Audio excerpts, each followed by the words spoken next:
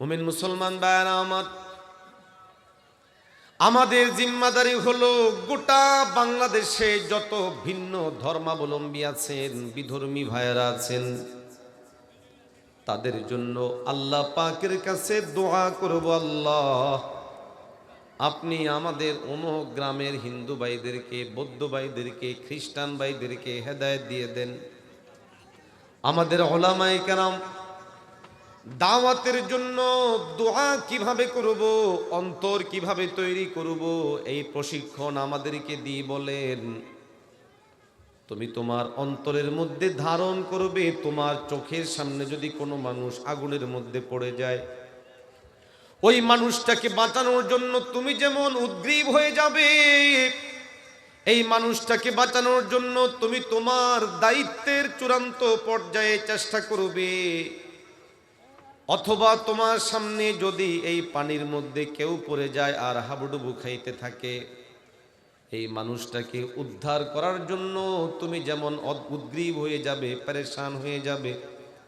বিজ্ঞ ওলামারা বলেন, একজন দাঈর অন্তরের মধ্যে এই দরদ কাজ করবে, এই মায়া কাজ করবে। আমার চোখের সামনে একজন মানুষ আগুনে পুড়বে, আমি সহ্য করব না।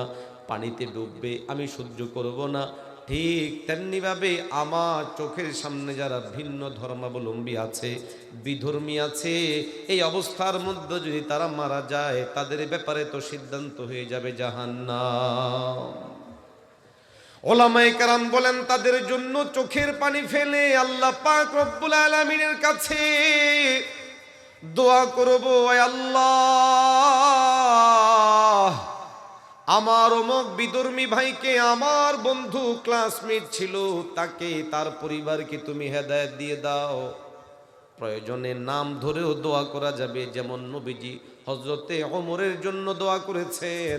অতএব আমাদের 1 নম্বর কর্মসূচি হলো বিধর্মীদের জন্য দোয়া করব, আল্লাহ যেন তাদেরকে হেদায়েত দিয়ে আমাদের অন্তর্ভুক্ত করে দেন। জোরে বলেন আমিন।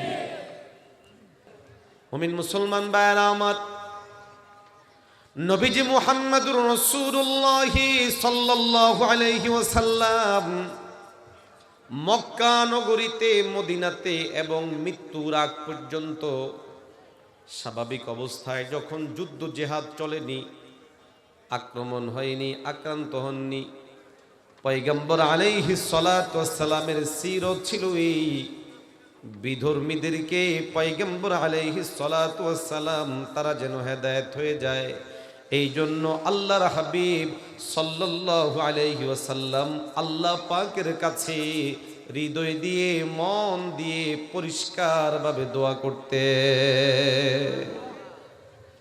মুসলমান ভাইরা আমার, আপনি আমি আমরা সবাই জানি হযরত ওমর রাদিয়াল্লাহু তাআলা আনহু মুসলমান হয়েছেন। আজ যে ওমরের নাম নিয়ে আপনি আমি আমরা সবাই অহংকার করি, গর্ব করি, ভালো লাগে, গোটা পৃথিবীর বিভিন্ন শাসকেরা তাদের শাসন ব্যবস্থা কেমন হবে, শাসকের চরিত্র কেমন হবে, এই জিনিস গবেষণার জন্য হযরত ওমর রাদিয়াল্লাহু তাআলা আনহুর জীবনকে সামনে এনে গবেষণা করে এই ওমর কেমনে মুসলমান হলেন, কিভাবে মুসলমান হলেন, কোন জিনিস হযরত ওমরকে মুসলমান হওয়ার জন্য সহযোগিতা করলো। ও মুমিন, তারিখ পড়লে বোঝা যাবে হযরত ওমরকে হেদায়েত তো আল্লাহ দিয়েছেন, বাকি বাহ্যত যেই জিনিসগুলো ওমর হেদায়েত পাওয়ার জন্য কাজে দিয়েছে, এর মধ্যে একটা ছিল পয়গম্বর আলাইহিস সালাতু ওয়াস সালাম হযরতে ওমরের জন্য দোয়া করেছে। আল্লাহু আকবার, জোরে বলেন না আল্লাহু আকবার। তা আমাদের মনে মনে প্রশ্ন আসতে পারে, নবীজি ওমরের জন্য দোয়া করেছেন, তা আমাদের কি হয়েছে? হিন্দুদেরকে দাওয়াত দিব, বৌদ্ধদের জন্য দোয়া করব, খ্রিস্টানের জন্য দোয়া করব? না, দোয়া করব না। না, আমাদের নবী ওমরের জন্য দোয়া করেছে। ওমর সাধারণ কোনো মানুষ ছিলেন না। ইসলাম গ্রহণের আগ পর্যন্ত ওমর ছিলেন অত্যন্ত ভয়ঙ্কর, ভয়াবহ।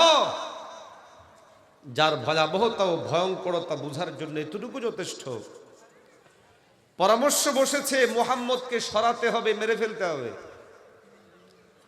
তো কাফের হিসেবে সবাই তো নবীজিকে ঘৃণা করত, কিন্তু ওমরের ঘৃণা ছিল ভিন্ন স্টাইলের। অন্য সবাই চুপচাপ, মারবো চুপচাপ, কেউ আগায় না। কে অগ্রসর হয়েছেন? জোরে বলেন, জোরে বলেন। তো যেই লোকটা এরকম ক্ষিপ্র হতে পারে, তাহলে আগেও নিশ্চয় তার আচার আচরণে এগুলো প্রকাশ পাওয়ার কথা। সেই ওমরের জন্য আমাদের নবীজি দোয়া করেছেন কি করেন নাই? কথা বলেন। তা আমাদের আশপাশে যারা হিন্দু ধর্মাবলম্বী, বৌদ্ধ ধর্মাবলম্বী, ইহুদি নাসারা আছে, এরা কি তাদের চেয়েও খারাপ হয়ে গেল? জোরে বলে।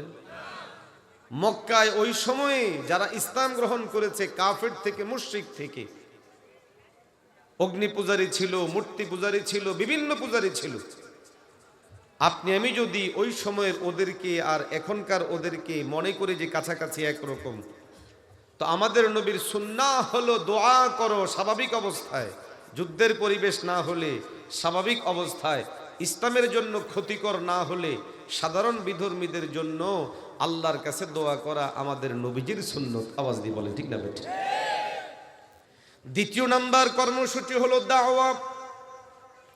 নবীজি মুহাম্মদুর রাসূলুল্লাহ সাল্লাল্লাহু আলাইহি ওয়াসাল্লামের সিরাত আপনি আমি বিধর্মীদের মাঝে প্রচণ্ডভাবে দাওয়াতি কাজ করতে হবে।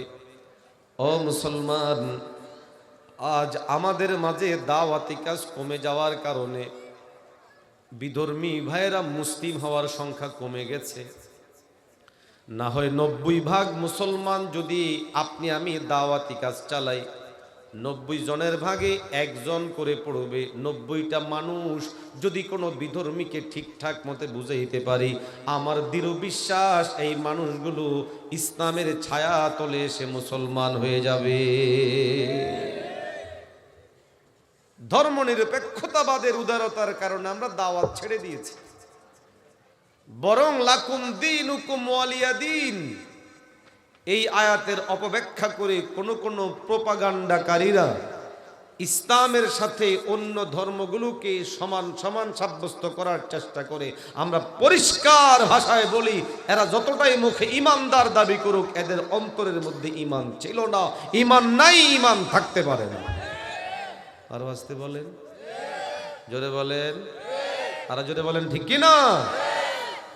যার হৃদয়ে ঈমান আছে সে বলবে ইন্নাদ-দীন ইনদাল্লাহিল ইসলাম, আল্লাহর কাছে শ্রেষ্ঠ, আল্লাহর কাছে মনোনীত, আল্লাহর কাছে পছন্দনীয় একমাত্র ধর্মের নাম হলো ইসলাম। জোরে বলেন ঠিক না বেঠিক?